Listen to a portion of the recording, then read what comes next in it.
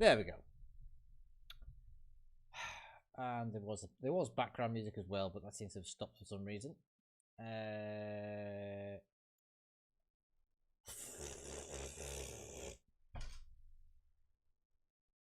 will put this intro bit to a failure. Anyway,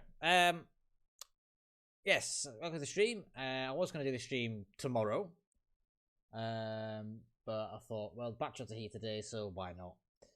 So we're just going to go through the Patchnotes with you guys, give my thoughts on them. If you're interested in that kind of thing, maybe not. You got any questions that it can answer? I will try and answer them, but I am bound by non-disclosure agreement as well, so that is also something to remember. So yeah, we'll get on with the review. So let me just flick it over, and of course there's another. Bloody hell!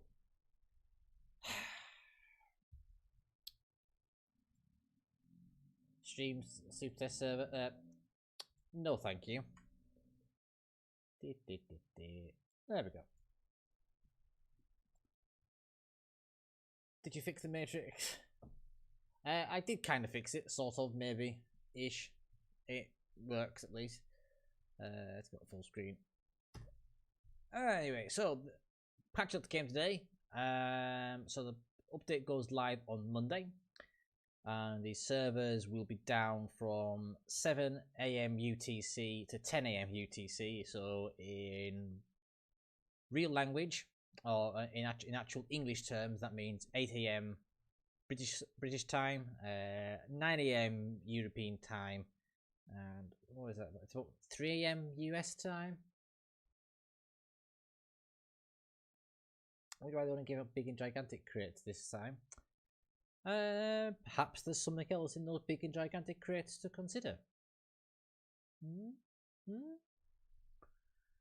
Anyway, so the update is 2.4 gig on both Xbox and PlayStation, and features a metric shit ton of stuff.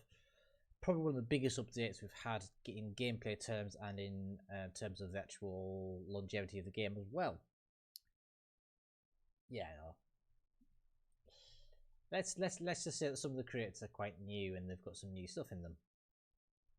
But we'll just we'll put that down to a tease. Like so much this patch note, it is actually a great big cock tease, because it's giving us so much but also giving us so little at the same time. But firstly, we'll touch on the campaign. So, oh, for fuck's sake, fuck off phone. So firstly, the campaign. So the campaign is our first tier 7 destroyer, the Udachi, or as many people who play certain anime games, poi poi poi poi poi poi poi poi. So Udachi is, you can kind of consider her to be the bastard love child of Asashio and Kagero. She comes equipped with speed boost, engine boost, damage control, smoke screen, and torpedo booster.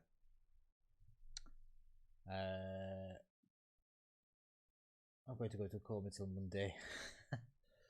So the campaign itself is 90 levels of progression, and similarly to how the two campaigns had this particular update have worked, the weekly havocs will end at the end of the update. So if you miss them, if you miss one particular week, you'll still be able to grind that weekly havoc the following week, and so on and so forth. However, you won't be able to grind the other weekly havocs until you finish the earliest one. Does that make sense? Have I explained that well enough? I think I have. It made sense in my head anyway. You've asked him to give us as good as well, there's some stuff that's not mentioned here, which I can't mention here. But for those of you that did catch a glimpse of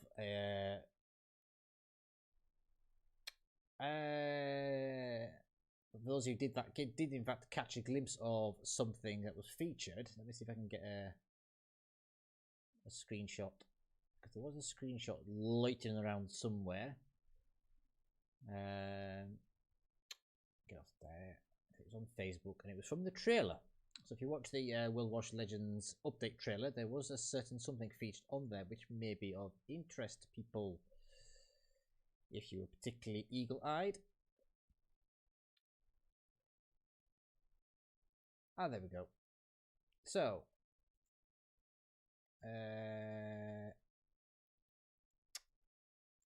how the fuck, get off here. Oh, get off full screen. Oh, there we go. So, there we go. Here. Now, look in particular attention to the modules. You will see there is an additional slot there, which looks suspiciously like an upgrade slot. Now, reading between the lines of the patch notes, as you get further down, you'll notice that another ship, a Targo, is going to have the ability to change its torpedoes. Now, I wonder if that slot there means that perhaps Udachi can maybe change its torpedo types. It's a possibility. It's not confirmed in the patch notes, obviously. But given that there's another ship in the IGN lineup that is getting that ability, and then seeing a new ship being introduced that appears to have the ability to support one of its modules, could that mean there'd be two different types of torpedo or two different types of guns for the ship? Who knows? Have to wait and see.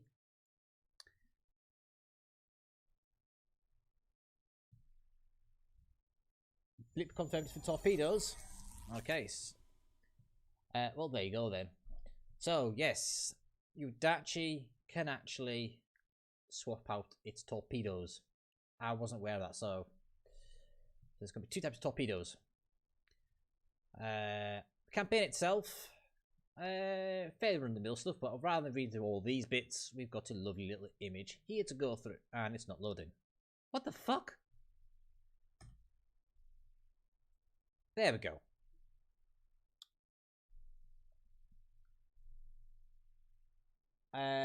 Demented, I cannot reveal anything about the stats of the legendary ships because they have not been released.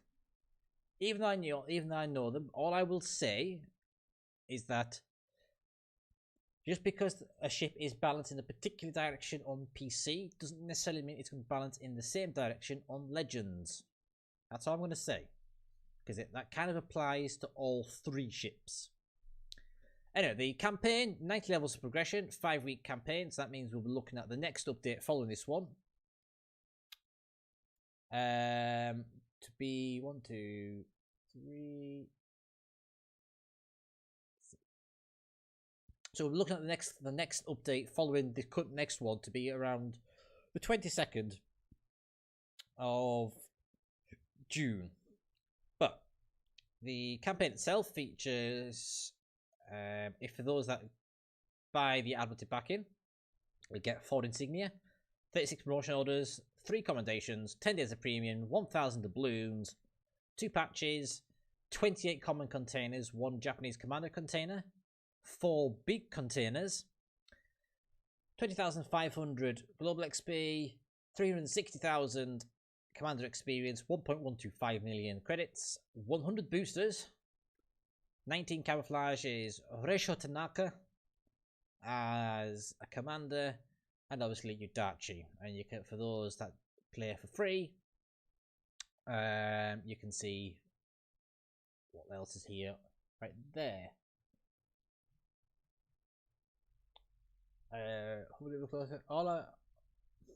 Yeah, boy. Demented. Just remember, as I said, if you can't take a hint, the ships are balanced differently to for Legends and the RPC. So, hint. And how the fuck do I get off this? There we go. And back to there.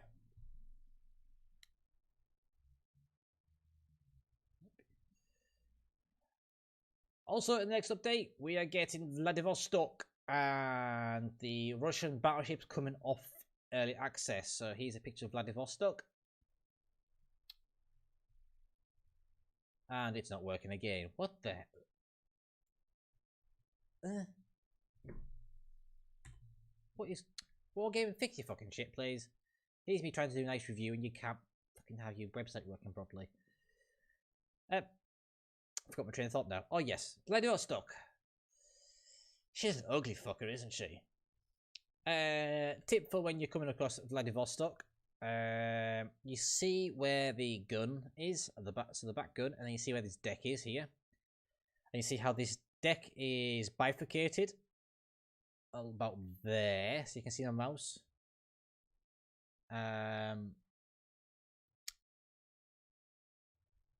So where this bifurcation is down here, from about the back gun there to all the way along here, that is your citadel.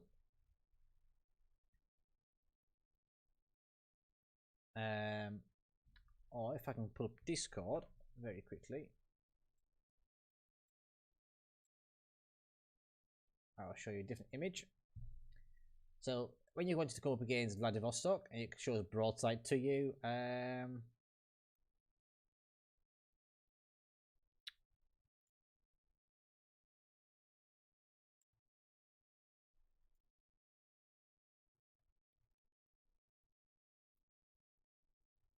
there. So you see this bit, the bottom section, so the bottom half of this side. So the bottom half is all, it's all citadel. So if you show your sides, you're going to get blapped really quickly. Like really quickly. Coming off that. Other than that, she's a quite powerful ship. She's got quite a decent secondary armament, quite powerful guns that have that Russian accuracy. The closer you get, the more accurate they get. The further away you get, the really worse they get. So yeah, she's pretty tanky as well.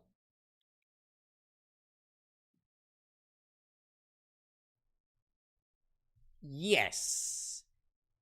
If you make a mistake in her, you will regret it, big style, because I say that citadel is very exposed and it's very huge. Next up, we have Bureau. So the Bureau is a new feature for Legends. It is going to be how you're going to be able to obtain the legendary ships. I'm doing alright, Pepe. How you doing? Hi Ash, how you doing? So the Bureau is essentially a long-term gameplay plan from Wargaming. Essentially, to kind of from reading how they've put it here and how they've shown it, I'll go into a bit more detail in a second. It is a little bit like Dockyard from PC, a little bit.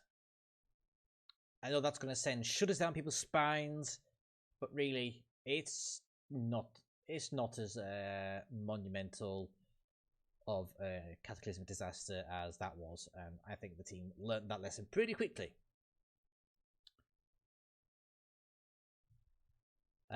So essentially, when you first open it up on Monday, you'll be introduced to this screen, and in order to unlock access to Alaska, Yamato, and Kurfürst, you'll need to do your introduction to the Bureau. So by doing your introduction, you have fleet spots. So you see these two slots here.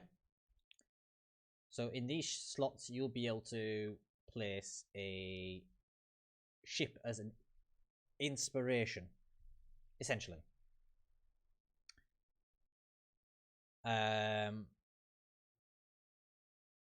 Yes, perhaps you can't buy legendaries with gold. That is quite true.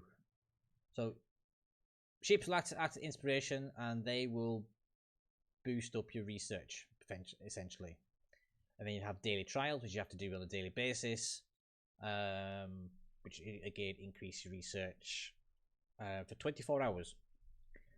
And the key thing with your Bureau is that you have, in order for it to continuously tick over, you have to log into the game at least once every 24 hours. Now, if you don't log into the game, in that 24-hour period, after 24 hours, your progress will just freeze. It will just freeze. It won't accumulate anymore, but you won't lose anything. Because Yamato at the Christmas event was just a test event, and it was made clear that it was a test event, and it was made clear in the foreign update that Yamato would not be given back to you. Instead, they unmounted the modules that you bought for her and stored them for you. So you will have to regrind Yamato.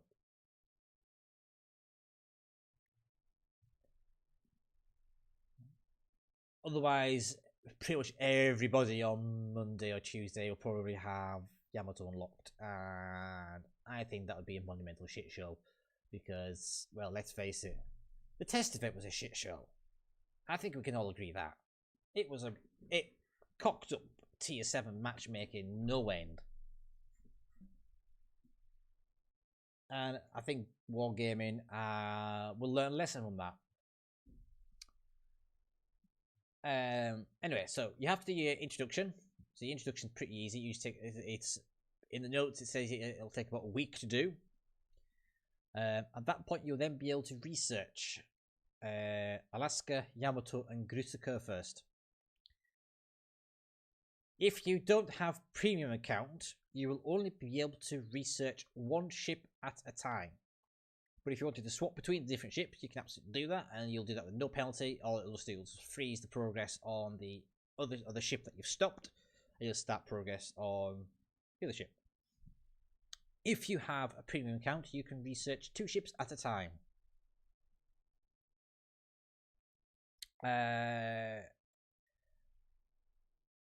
Yeah, Campbelltown is the reward. What do you think data collecting point means? Probably working out how many people have got. Probably working out how many people are going to get it within that period of time and see whether they need to extend it or make it short, for instance. Campbelltown has been confirmed as the reward for introduction to Bureau. Now I'm not certain. We didn't spot an answer to say that if you already had Campbelltown, whether you would get doubloons or whether you get credits. I would presume you would get credits with it being an effectively an in-game purchase. Those that don't know, if you buy stuff from within the game that you already have, you get credits for it. If you buy stuff from outside of the game for the game, you get doubloons for it. So if let's say you've got a ship on the Xbox store, for instance, if you already have that ship, you'll get doubloons. But if you bought that ship from within the game, you'd only get credits. What happens if you run out of premium time and it just stops? It'll stop one of your projects, and that project will just be saved until you either pick up your premium time or swap it out with the other project. Obviously, you've got the section here. You can see breakthrough, so that is your pay to progress aspect of it. So you can pay the balloons to boost your progress. But each section of a project can only be boosted so much with doubloons. You cannot simply just buy the ship outright. I think if you were to literally, if I recall, if you were to boost your progress as much as you possibly can, it would decrease your research time by about 40%. So, yes, people who boost it are going to get it faster, but they're not going to be instantly able to get it. They're still going to have to be grinding for about between 4, 5, 6 weeks. Those that don't use the breakthrough items or don't pay the balloons, they're probably looking at more 2 to 3 months worth of grinding. That's quite a lot. But on the flip side, they also responded to the issue that Yamato was too prevalent in the test event, and you can get it far too easy. So this is them making sure that it is going to be a long-term investment. It is going to be for players that play the game on a regular basis. Yes, Countdown was a free ship a few months ago. Yes, that is correct. But it's a free ship again. Additionally, once you fully research a ship, it will just appear in your port. You will not need to spend doubloons or credits or anything like that. That ship is free. You don't have to spend like 36 million credits, something like that. It is free. You just have to grind it.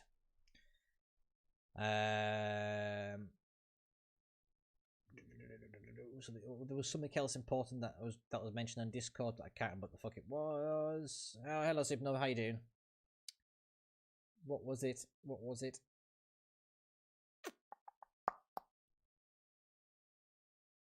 It can't be important if I've forgotten. There was something else. It'll come back to me.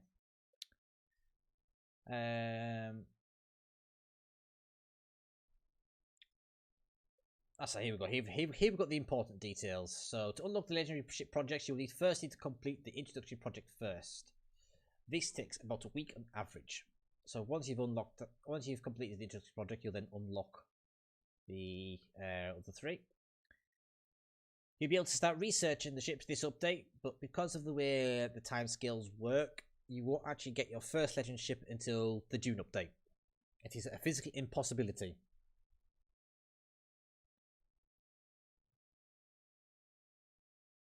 Your next killing you and you're high on petrol fumes. Well, that's worrying. What have you been doing? You know, been snorting petrol, have you?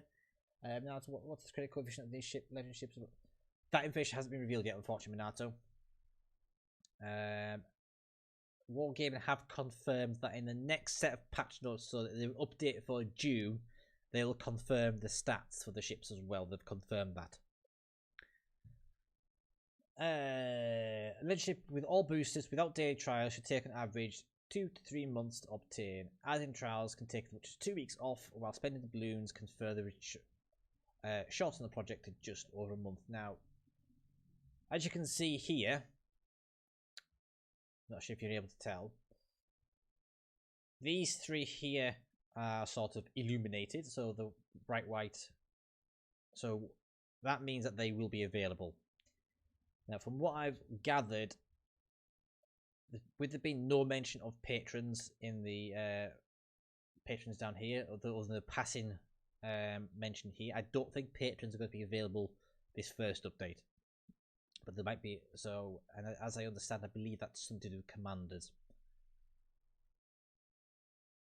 Yeah, exactly. They've said that they're going to be more than tier 7. And then here we have the 3 ships and the lovely icon they get. So they get, whereas the legendary ship previously got a skull, they've got stars.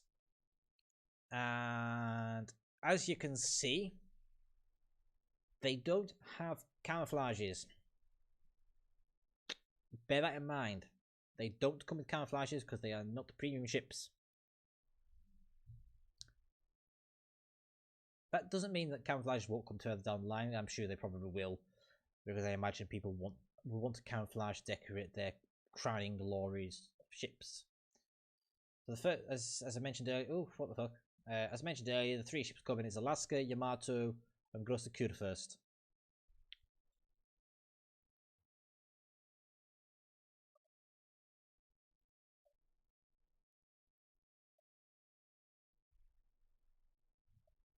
If you don't play T7 because of the service costs, why the fuck would I play a ship that has an even higher service cost?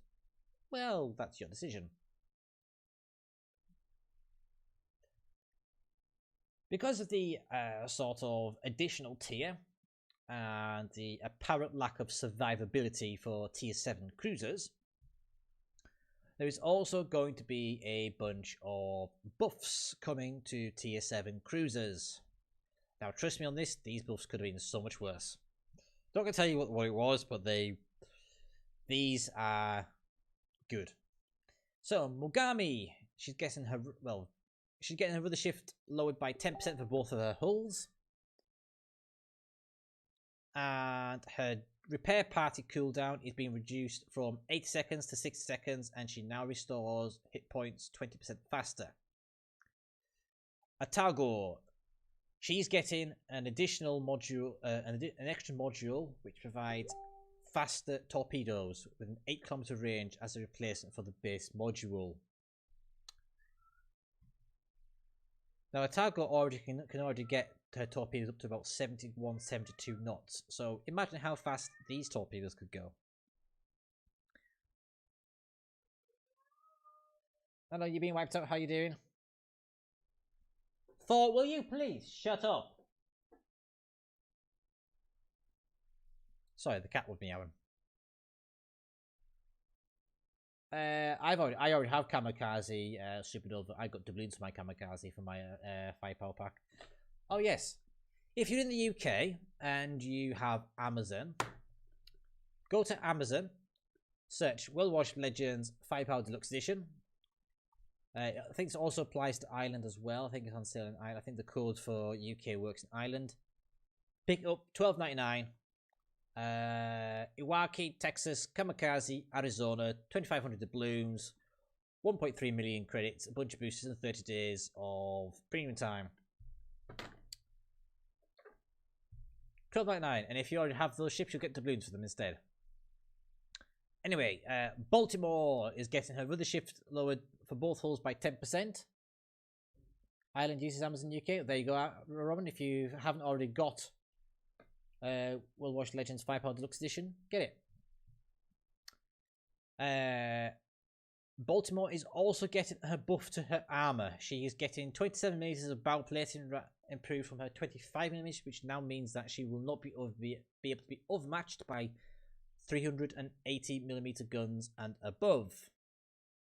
Sorry, 308 up to, for guns up to 381mm, not 381mm and above.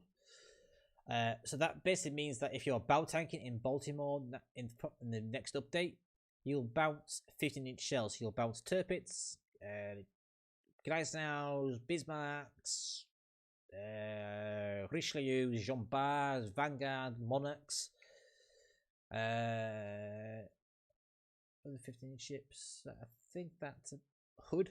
You'll bounce Hood.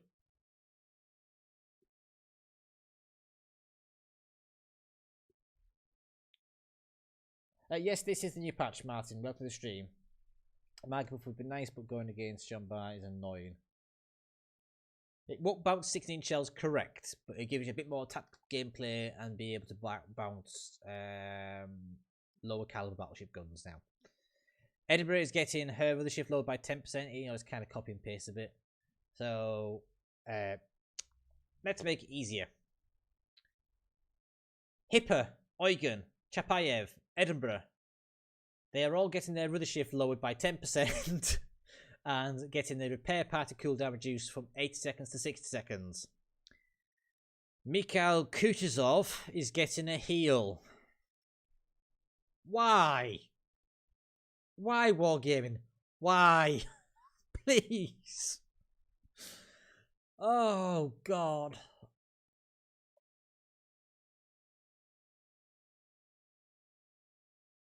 I did see your earlier comment. But Baltimore heavy cruiser has less armor than a light cruiser makes sense. Well, balance. You can hit harder, and you also have the ability to overmatch. You also have the ability to do full damage with 203mm HE without having to rely on a HE perk, for instance. Charles Martel. She's also getting the buff. She's getting the reload boost, a rudder shift lowered by 10% again, and she's also getting a standard, so a non-buffed repair pack. So she's getting the 80-second duration, which can be swapped out for a catapult fighter.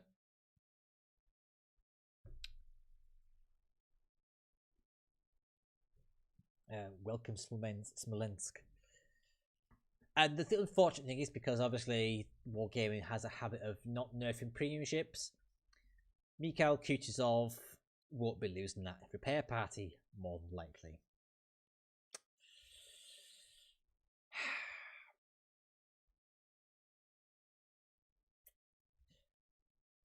Yes, Fletcher is also getting a buff. He's getting the air drag coefficient reduced, which makes their shells less floaty and more direct. So it means essentially these shells will lose speed less quickly. And she's also getting a main battery reload buff. She's going from 3.34 seconds to 3 seconds. So that's a buff of about, well, about 10%. You get me 10% faster reload speed.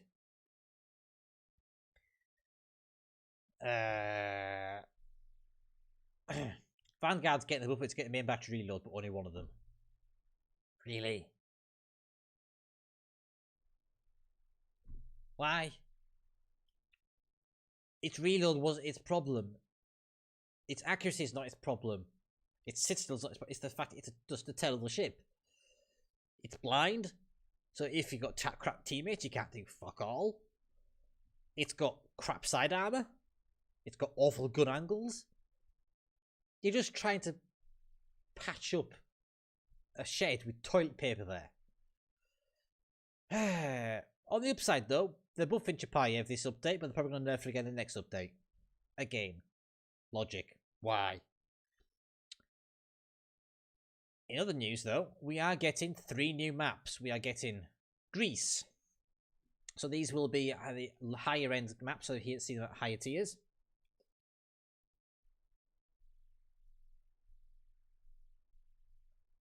So we've got the Greece map.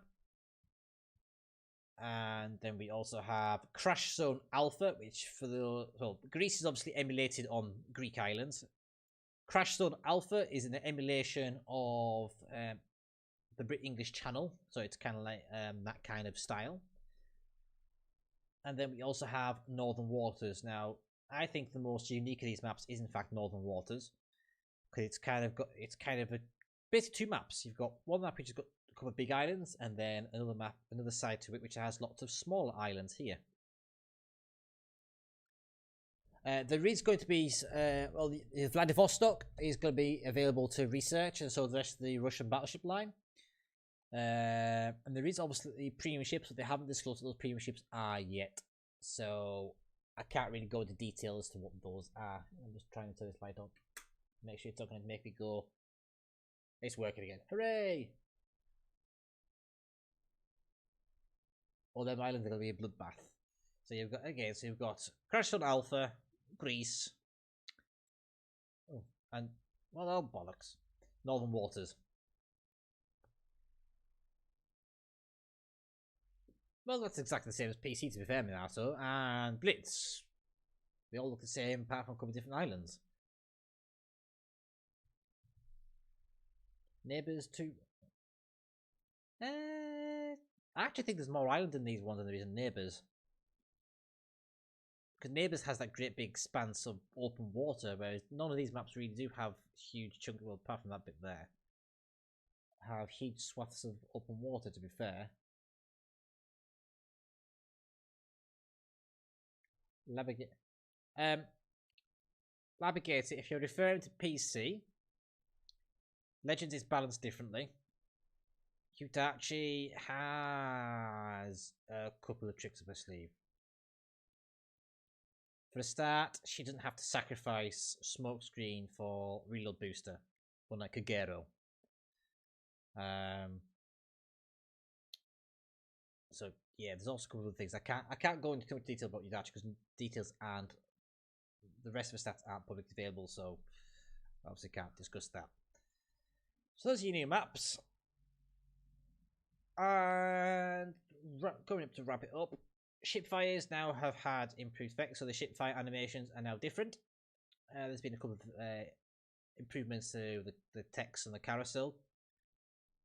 And an amazing quality of life change. You're no longer need to scroll right the way across for eternity when you're scrolling for your commander tabs, because they're now tabulated according to country. So it's like the ship screen on the ships tabs, the tech tree, where you can tap using your shoulder buttons to get to your countries. That is how the commanders now looks. So it's now split into different countries rather than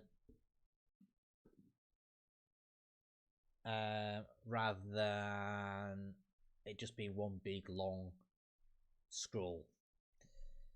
If you've got any leftover ripples from the update before the last update, they'll be exchanged for 7,500 credits. So I have 45 of them left, I think. So I'll probably get what 30, I think 300,000 maybe, something like that.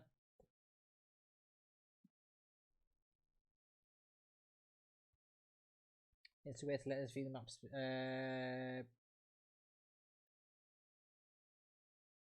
Before you make strategies. Well, obviously there's these bits here. For some kind of idea, you can sort of use some of the maps on PC. There is some differences in some of them.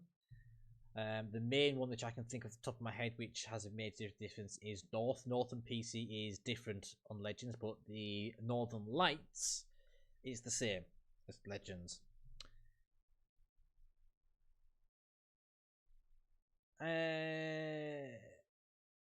If you've got any Imperials left over at the end of this particular update, you'll still be able to buy the small Soviet container for 45 Imperials, and then presumably at the end of the next update they'll be exchanged for 7,500 credits each. And if you have any Soviet containers left over from the previous 2 updates, when this one goes live, they'll be exchanged. You'll get compensation for them in the form of credits.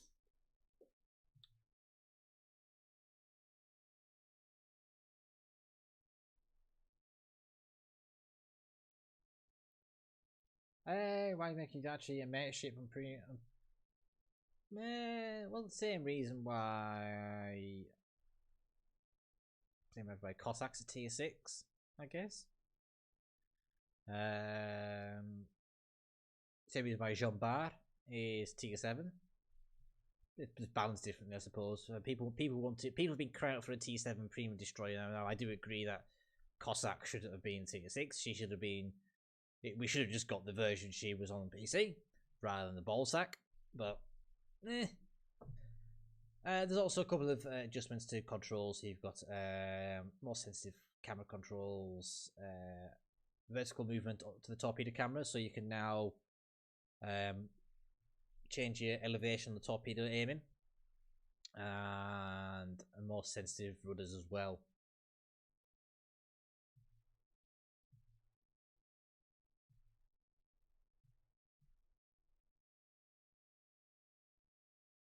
You don't care for much Koenig, but the camouflage is fucking cool.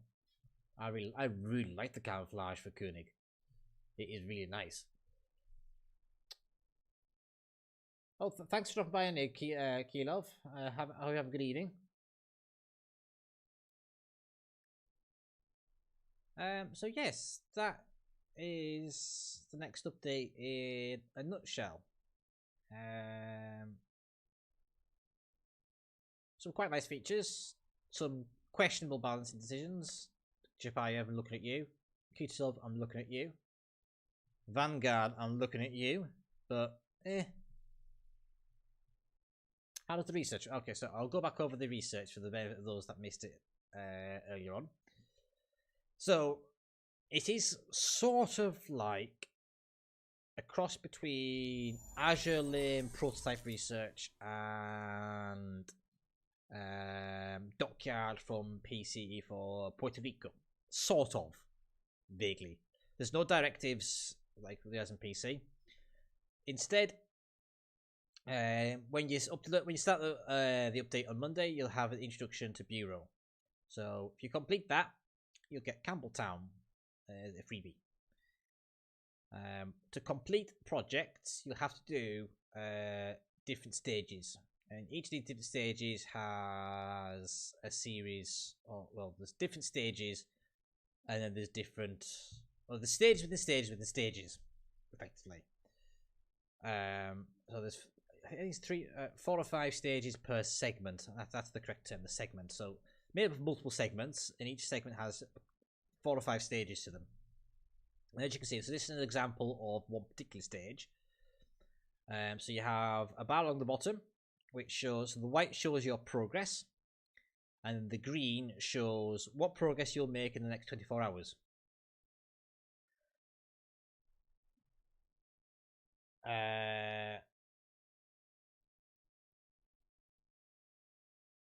I'm streaming Legends. I'm not streaming Legends after this. I'm streaming Legends tomorrow. I'm doing Star Wars Empire at War this evening, but I'm assuming I will be streaming Legends tomorrow. So if you do want to, if you want to hit a follow and follow me when I stream Legends tomorrow, that's fine. But getting back onto what I was just talking about here. So essentially, the way Bureau works is that you get points per every I think points every second, and then you've got fleet inspirations here. So you can assign ships here.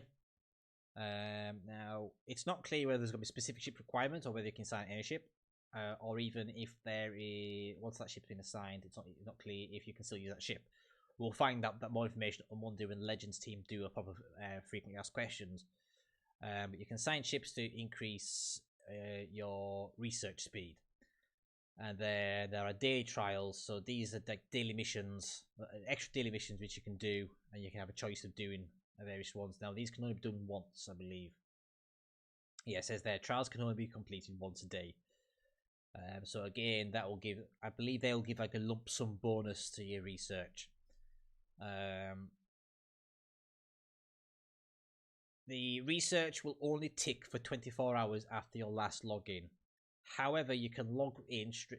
You can simply log into the game, not play any matches, and it will still continue to tick over.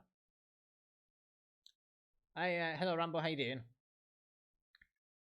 Hello Marius, how you doing as well? So yes, daily logins, but it is literally Supernova. It is literally just that. It is literally just daily login. It's you don't have to even play a game if you don't want to. You can just log in. You're excited for Cure first, but not sure about Yudachi. I can't say anything much about Yudachi other than she's a little demon.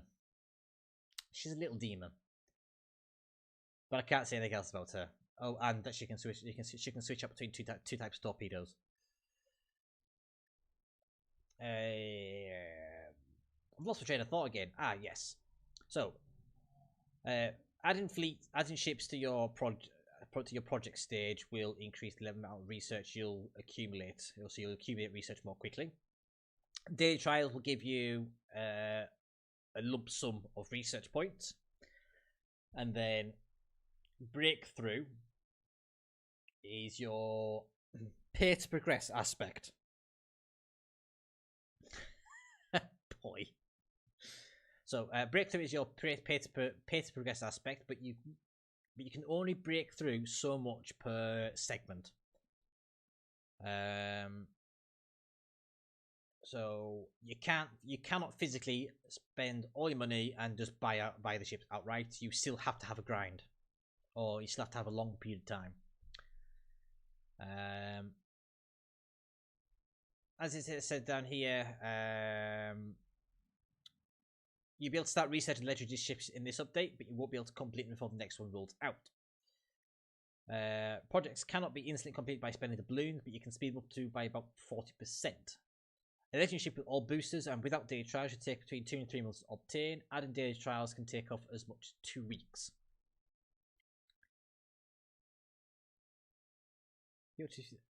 Yeah, but Rambo, that is PC. Remember, Legends is balanced differently. And I don't think they would introduce a very mediocre T7 premium ship, for instance. I don't think any of the T7 premium ships have been mediocre, to be honest. I think they've all been pretty good at what they do. Once you've got a ship, if you sign ships, so that isn't clear, but I don't think they would be enough to take ships off you once you've got the big ship. Once you've got the legendary ships, they are yours to keep, and they are also free. You don't actually need to expend any credits to obtain them. So you grind them out using the research and things like that. You grind them out, and you get it in your port for free. I'm mediocre. Well, thank you. So I don't think they'll be mean enough to do that, Marius. To be honest, I think that would probably be a very big PR disaster if they said, "Oh, you can grind these ships, but if you inspire a project to make it go faster, you'll lose that ship." I think that would probably be a big, huge misfire that I don't think people would probably forgive Wargaming for doing something like that. So I'll safe to presume that you still keep the ships. Whether you can use those ships or not, whilst they're inspiring, I don't know. Well, I do know, but I can't tell you. So, you can only have one project active at a time.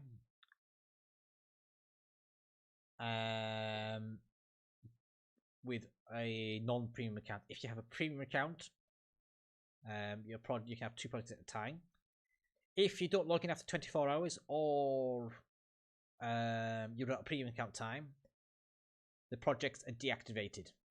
You don't lose progress, however. You just have to click back on it to start it again, and all your progress that you made up to that point is saved and stored and safe. What one am I going for first? Alaska and Kur first. They're the ones I'm going for first. I have a few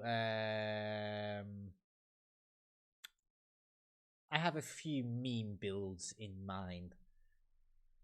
Not necessarily builds you would expect either. But I haven't covered the matchmaker, so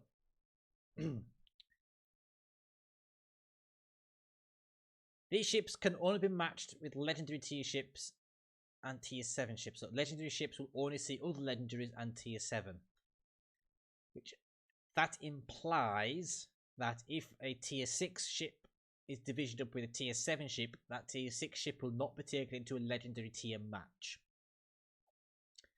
To me, that is a bit of a...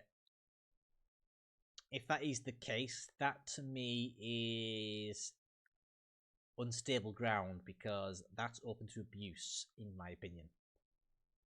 The difference between teams cannot be more than 1 legendary ship, so you won't find games where you have 6 legendary ships on one team and 4 on the other. You maybe get 6 and 5, or 5 and 6, for instance, but you won't find any more than 1 legendary tier ship difference. There can be up to 18 legendary ships in a single battle. So it is entirely possible for you to be the only tier 7 ship in your game. Bear that in mind.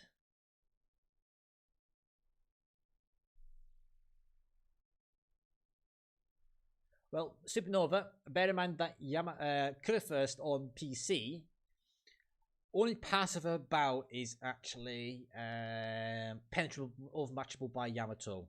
In fact, it's similar to Ganai's now and Scharnhorst, I believe, on PC at least. Because although Scharnhorst and Ganai's now only have stated 25mm bow and stern, that 25mm plating actually only covers about 2/3 of the bow. It's actually got an icebreaker bow on those ships that has, I think, 70mm on the bottom third. So I believe Kerr First is relatively well protected. Yeah, for Kerr First, I'll have Hipper with Gunnigan, Ciliax, and Juzard. Interesting combination. That is presuming. Oh, Hipper is the accuracy one, isn't he? He is accuracy, yeah. Not a bad call. Not at all. But anyway, yes, that is your rundown for this update. As indicated before, I will be streaming Legends tomorrow, so I'll be online from... What time am I online tomorrow? 9:30 PM UK time tomorrow. If you do have any questions about the update and you're not in the World Watch Legends official Discord, you can... Oh, thanks for the follow, Christopher. You can go to the World Watch Legends Discord if you are not banned. Looking at, there's a couple of names in this chat that are banned from there. So that Discord URL link is discord.gg/WoWs Legends, and you can ask questions to Wargame directly in there. So I'm going to wrap this stream up now. Again, as I say, I'll be streaming tomorrow. I'm not sure, but for those that do want to stick around, I'll be switching this stream out for Star Wars Empire at War. I'll be doing a bit of fanning around with some playthrough, some fun stuff on that. So yeah, thank you all for watching. Hope you've enjoyed it. Hope it's been useful, and I hope you've learned some stuff and had a little bit of knowledge to the update for anything that hasn't particularly made sense. And I shall see you guys tomorrow. Thanks for watching. Take care, and I'll catch you next time. Bye for now.